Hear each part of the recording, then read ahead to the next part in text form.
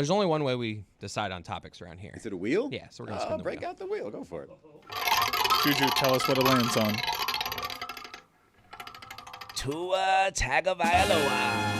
How'd you know? It didn't even stop when you said it. So do we want to watch this video of Tua? What's he responding to here, Mike? Because Ryan Clark said what? That he hasn't been in the gym getting bigger? Ryan Clark I think, while on ESPN and they were running highlights of the game against the Texans, he said definitively, we know that he hasn't been in the gym, which if you're following Tua's progress this offseason. It's like the opposite of what has been the case. Yeah, Tua's famously been going to the gym, but I guess he doesn't have the stature that would make it seem that way. But Tua was asked about it, and he had this to say.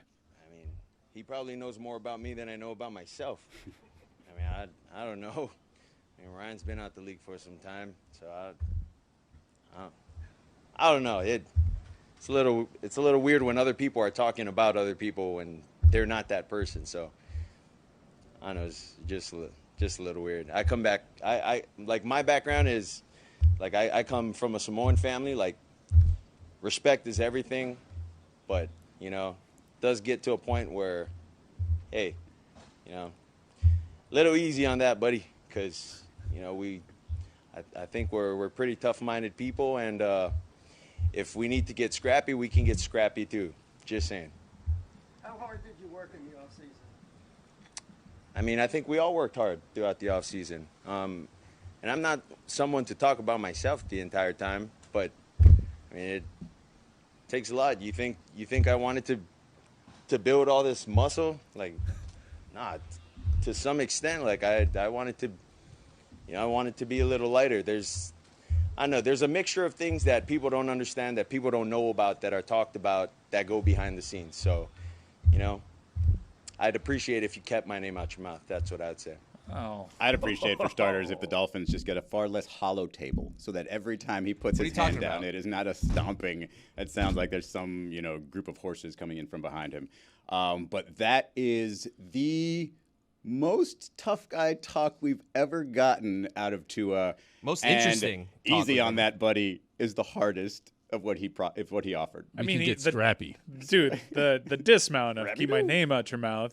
I've actually been paying close attention to Tua's press conferences, and he's certainly a lot more comfortable with microphones around his face than when he entered the league. He also gave a pretty thoughtful answer on being approached by Netflix for the quarterback series.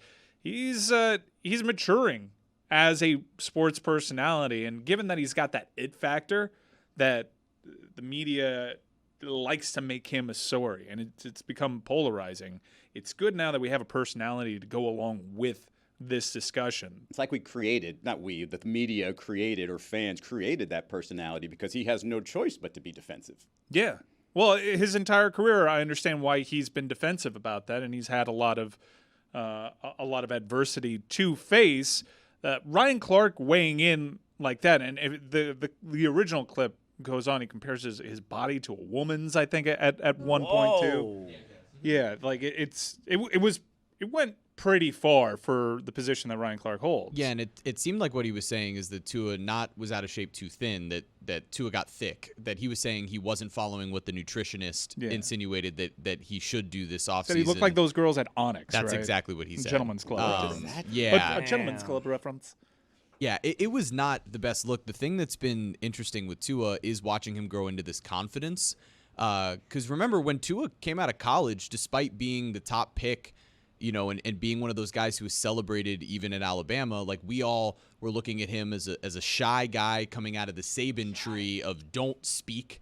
And, we saw his relationship with his parents, and he just seemed like this shy, sort of sheltered kid. And so to watch him kind of being forced into this position, but to come out and be so confident in front of the media and being willing to sort of carry a bit of swagger, the most that he can. I mean, he still said, like, chill on that, buddy. Mm-hmm. Easy on that, buddy. But I think this is sort of the personality, not just that he would want or that we created for him, but that any quarterback of a team with Super Bowl aspirations has to have. I mean, I think you saw that with Jalen Hurts last year, even before the rest of us sort of granted him the status of, one of the top quarterbacks in the league. he was saying that, acting that way, projecting himself that way. And I think with Tua, as, you know, the gentleman, the nice guy who doesn't actually do that, I think teammates probably want to see this. They probably want to see him fighting back and then getting physical and not being, even on the field, ragdolled around like he was last year. The staff wanted to see it too, and it harkens back to a conversation that we had with Mike McDaniel last year where he said as much. He saw this diminutive character who didn't really have the support of the staff in place. And then Mike McDaniel, shortly after being hired, he went to a charitable event that Tua's foundation was throwing, and he saw a completely different guy. He saw a charismatic figure. He saw a leader amongst his contemporaries there, and he wondered aloud, how do I tap into this? How do I make you that guy all the time so you can help lead this team? Because there's a difference in personality between the person that I'm seeing at this foundation event and who you are at this facility. And ever since Mike McDaniel's come along, yes, he's gotten older. He's had life events. He has a family now. Tua does. He's got his legs underneath him to a degree. He's already been chewed up by the mainstream news cycle.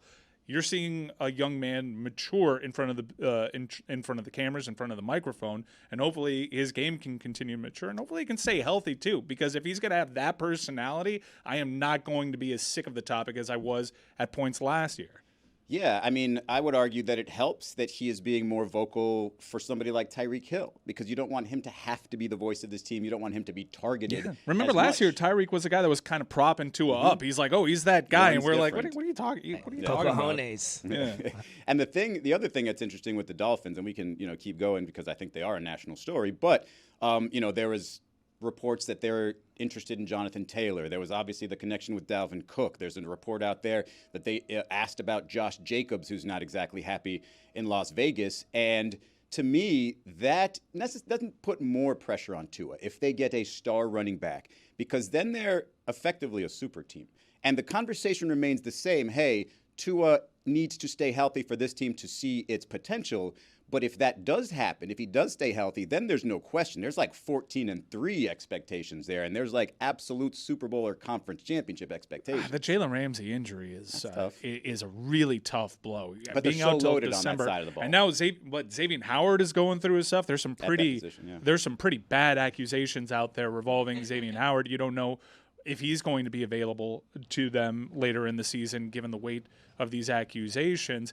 If you've been paying attention, they've been looking to upgrade that backfield the entire offseason and just want the price to be right. And now when you mention guys like Josh Jacobs and Jonathan Taylor, that is a pretty big mountain to climb in terms of asking price, and they're running out of assets. They don't have a third, they don't have a fourth. I think them having Mike White is very crucial, though, because Mike White is proven a great backup. So I think he can move with a little more confidence this year. Speaking of backup, don't talk to me. I mean, look, this is not an insult to Raheem Mostert. But everybody who says, oh, he's good enough, don't worry about that, don't talk to me about that. They're not looking after Josh Jacobs or trying to make a trade for Jonathan Taylor if they're satisfied with Raheem Mostert. No, they have a position for Raheem Mostert, and he will still have a role in the offense, but they want a bell cow. They want a top guy. White Mike goes water rafting. Absolutely. By himself, no Tua. Okay.